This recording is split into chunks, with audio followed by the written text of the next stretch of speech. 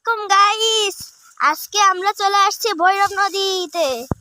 এইখানে আমার বাবা কাটতেছে ছাগলের জন্য ঘাস, আর অনেক শাক আছে এইখানে।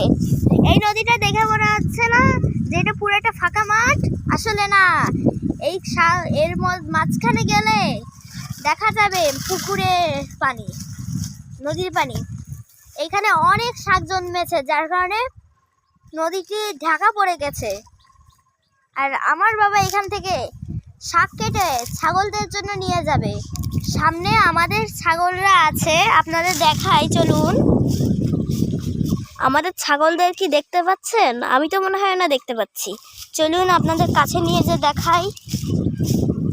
আমাদের ছাগলরা এখানে নিজেদের ইচ্ছা মতো ঘাস খাচ্ছে। ওই যে সামনে কতগুলো ছাগল দেখতে পাচ্ছেন না, ওগুলো আমাদের 60টি ছাগল। তো এইখানের ভিউজটা আপনাদের সঙ্গে আমরা শেয়ার করতেছি। আজকের মতো আমরা এতটুকুই ভিউ রাখতেছি। আগামীকাল অবশ্যই আপনাদের সঙ্গে দেখা হবে ইনশাআল্লাহ। আল্লাহ হাফেজ।